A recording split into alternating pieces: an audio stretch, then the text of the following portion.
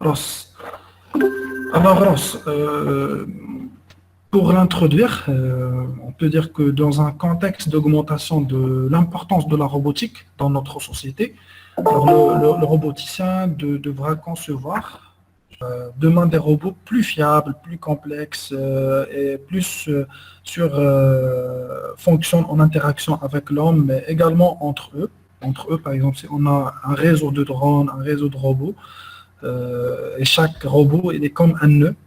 Donc les équipes de développement en robotique sont donc par essence multidisciplinaires.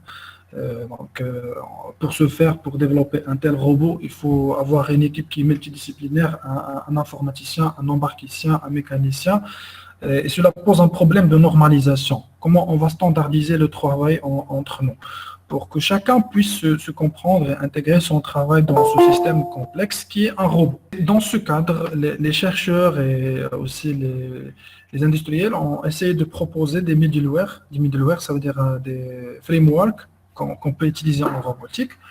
En effet, sont une des rubriques essentielles de la conception et des fonctionnements des futurs robots. Et pour cette séquence, j'ai décidé de nous appuyer sur ROS, le Robot Operating System, au robot, voilà, pour vous faire découvrir les concepts fondamentaux des middleware. Middleware, surtout les middleware utilisés dans la robotique. Et on a pris comme exemple ROS parce que c'est le middleware le plus utilisé en robotique. Alors, Euh, les prérequis que vous devez avoir, c'est clair, là, un peu de programmation, Python, C++. L'objectif de cours, donc à la fin de cette séance, vous serez normalement capable de comprendre le rôle et l'intérêt d'un middleware. Alors, et de mettre en œuvre une architecture simple sur ROS. Donc, c'est les objectifs de cette séance. Et vous serez également capable d'utiliser les principaux outils de développement fournis avec ROS. Donc, on commence la présentation.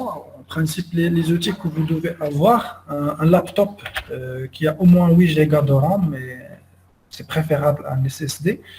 Et dedans, vous devez installer Ubuntu 18.04 parce que, à ma connaissance, c'est la version d'Ubuntu qui est compatible avec surtout ROS Mélodique parce qu'on a beaucoup de distributions de ROS Mélodique et d'autres. Donc, ici, on va utiliser, faire de la séance ROS Mélodique. Après, on ne va pas trop tarder pour introduire les robots. Je pense qu'on a déjà consacré 2 séances ou 1 séance et demie pour ça. Voilà, donc c'est juste pour vous montrer les hot topics qu'on a actuellement sur lesquels les chercheurs travaillent, comme les voitures autonomes, les drones, et aussi les robots humanoïdes. J'ai pris comme exemple RoboNow, le robot que je vous ai montré la séance précédente. Aussi la robotique industrielle, surtout les robots manipulateurs utilisés dans les chaînes de production. Et je pense que c'est clair pour vous, pour concevoir un robot, on a besoin des capteurs, un cerveau qui va traiter les données acquises. Et après, on va commettre, bien sûr, une action, on va exécuter une action. Alors, c'est clair, le schéma sémantique que vous avez devant vous. Alors, un exemple, les voitures autonomes, c'est clair qu'on a beaucoup de capteurs, beaucoup d'actionneurs, beaucoup de traitements, d'implémentation des algorithmes d'intelligence artificielle, d'automatique, ainsi de suite. C'est pour qu'on puisse réaliser une voiture qui est autonome comme un être humain. C'est bien sûr qu'il doit être développé comme les capteurs qu'on a aussi, les êtres humains, les yeux, des pieds comme des actionneurs, voilà, c'est presque, on peut dire, c'est basé sur le même principe. Les exemples des capteurs qu'on peut trouver, les caméras, les capteurs ultrasons au laser, les GPS. Après, la partie cerveau, bien sûr, on trouve des algorithmes d'intelligence artificielle automatique, aussi traitement de signal qui sont implémentés dans un système embarqué. Et les actionneurs, comme on a déjà vu, pardon, on a des moteurs brushless, des moteurs à courant continu, des servomoteurs, ainsi de suite. Alors, là, on va définir ROS. Qu'est-ce que ça veut dire ROS? ROS, c'est quoi? Robot Operating System. pour pas un système d'exploitation comme Linux ou Windows. Donc, c'est juste un ensemble d'outils, c'est un framework, c'est juste un ensemble d'outils informatiques sous forme de logiciels libres. Donc, le système est sous la licence BSD, open source, permettant de développer. Donc, pourquoi on a de l'ensemble des outils? C'est pour qu'on puisse développer des logiciels pour la robotique. Si vous voulez développer des logiciels pour la robotique, vous avez les middleware. Par exemple, ROS, ou là, les frameworks qui sont là.